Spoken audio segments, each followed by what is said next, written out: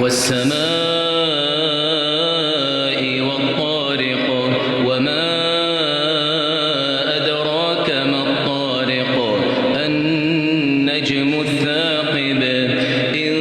كل نفس لما عليها حافظ فلينظر الإنسان مما خلق من ماء دافق يخرج من بين الصلب والترائب إنه على رجعه لقادر يوم تبلى السرائر فما له من قوة ولا ناصر والسماء ذات الرجع والأرض ذات الصدع إنه لقول فصل وما هو بالهزل إنهم يكيدون كيدا وأكيد كيدا